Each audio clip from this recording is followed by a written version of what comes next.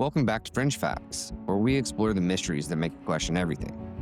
I'm Josh, and joining me is the artist for the channel, co-writer, and eternal doubter, Joe. Question everything, like why I'm now a cartoon? Today's topic better be worth it. Oh, it's worth it, Joe, and it goes way deeper than you think. We're diving into CIA's mind control program, MKUltra, its shadowy ties to Charles Manson, the bizarre Jimmy Shaver case, the Unabomber, and the web of connections between key figures like Jolly West, Sidney Gottlieb, and Manson's parole officer, Roger Smith. Mind control? You sure this ain't some kooky conspiracy theory? Oh, hold on. Just wait. Let's start with the foundation. What exactly was MKUltra? The Cold War was a time of paranoia. The US government feared Soviet brainwashing techniques, especially after Korean War POWs returned with altered loyalties. That's when in 1953, CIA Director Allen Dulles greenlit Project MKUltra, a covert program with the goal of mastering mind control. It spanned 2 decades, involved over 80 institutions, and cost millions, all in secret. They experimented with everything from LSD and amphetamines to hypnosis and electroconvulsive therapy. Okay, so you're thinking who would sign up for this stuff, right? Well, their subjects were often unknowing mental patients, prisoners, and sometimes CIA employees. The CIA even went as far as dosing people in bars to study their reactions. And the most bizarre project of them all was Project Midnight Climax. This is the project that they used prostitutes to lure men into safe houses where they dosed them with LSD, all while scientists watched them through one-way mirrors. Midnight Climax? They're great with naming stuff, huh? Sure are, but I'm trying to stay on track here, Joe. MKUltra was run by Sidney Gottlieb, a chemist who oversaw the distribution of LSD to researchers across the country, turning American citizens into his own personal guinea pigs. The government was dosing people with acid. How'd they get away with this? Secrecy and destruction of the evidence. Oh. In 1973, as scandals loomed, CIA Director Richard Helms ordered all MKUltra files shredded. But some survived, revealing horrors like the death of Frank Olson, who was secretly dosed with LSD and later fell from a hotel window. But that's for another video. Okay, MKUltra officially ended in 1973. Allegedly. But its legacy lingers. As we'll see, it might have influenced some of America's most infamous figures.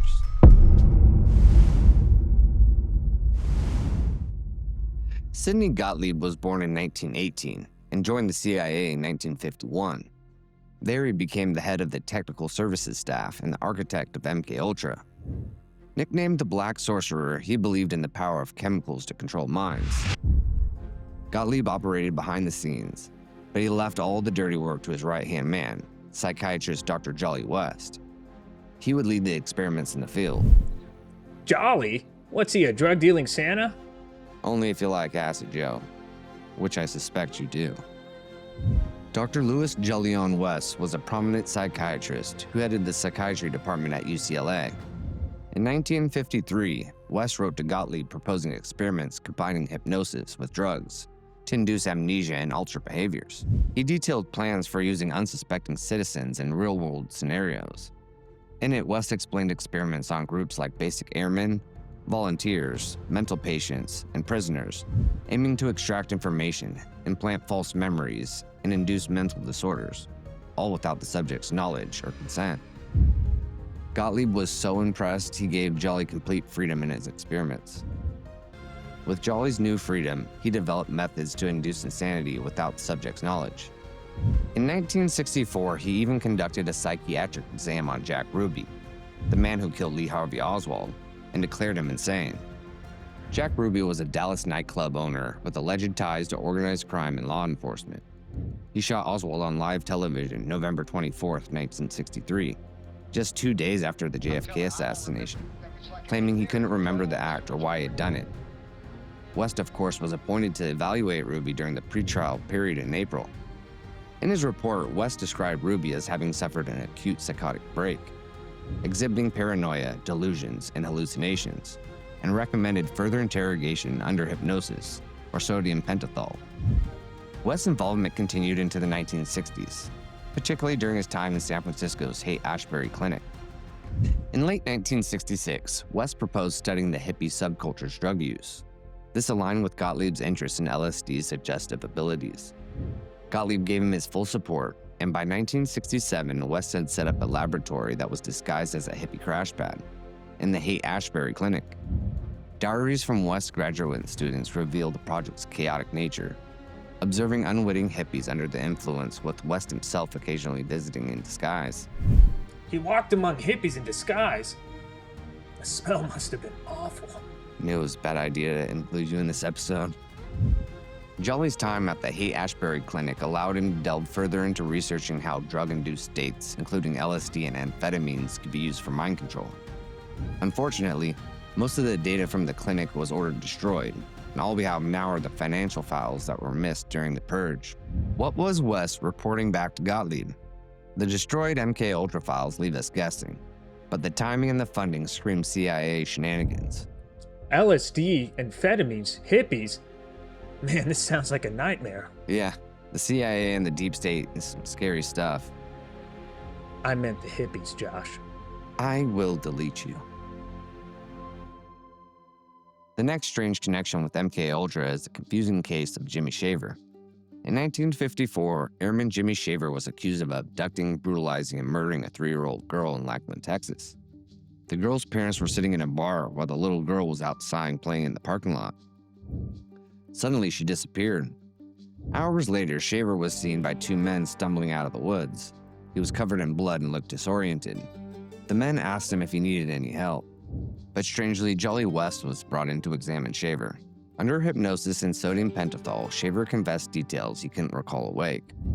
West testified that Shaver was in an amnesic state, but the hypnosis raised questions. Was his memory real or implanted? Journalist Tom O'Neill discusses this in his book Chaos, noting West's letter to Gottlieb just before the case, proposing hypnosis drug combos for mind control. Shaver was convicted and executed in 1955. Now, was he a test subject?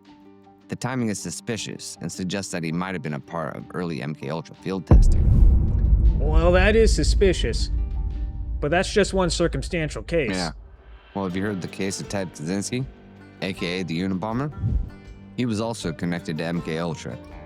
Kaczynski was born into a working-class family, and his father was a sausage maker. Even as a child, people noticed Kaczynski's brilliance. He had an IQ of 167 and was a math prodigy. He was even able to skip 2 grades and enter Harvard at just 16. However, being from a working-class family, Kaczynski struggled to pay for his tuition. His desperation for cash led him to sign up for a psychological experiment led by Henry Murray. Murray's experiments involved intense psychological stress. Subjects were required to write essays on their beliefs, then endured mocking interrogations to break them down. Their worldview was completely torn over and over again. Kaczynski spent over 200 hours in these sessions. Friends noted his personality shift afterwards, from shy genius to reclusive anti-technology crusader. Declassified documents show Murray's OSS background and CIA ties. His methods mirrored MKUltra's use of psychic driving, a psychological torture practice that forces listeners to listen to statements on repeat under the influence of drugs. Psychological driving was designed to alter patients' behavior and obstruct their thinking. While not proven, Murray's connections to MKUltra are eerie. What we know is that after the experiments, Kaczynski went on a bombing spree that lasted from 1978 to 1995. Dubbed the Unabomber, Kaczynski killed 3 and injured 23 before his 1996 arrest. So Harvard turned the kid into a bomber? Ivy League education at its finest. Now finally we get to the most infamous criminal in American history, Charles Manson. Born in 1934 to a single mother who was a prostitute, Manson spent his youth in institutions. By 32, he'd been incarcerated most of his life for petty crimes. Paroled in 1967, he headed to San Francisco's Haight-Ashbury. There, he charmed his way into forming the Manson family. Mostly young runaways, he preached the upcoming apocalypse, race war, and used drugs, sex, and isolation to control them. In 1969, the family committed the infamous Tate LaBianca murders. Sharon Tate and 4 others were stabbed at her home, and the LaBiancas the next night. Manson was convicted as the mastermind and sentenced to life. But how and why did this happen? Was Charles' motive really this helter-skelter race war? Tell me in a sentence who you are.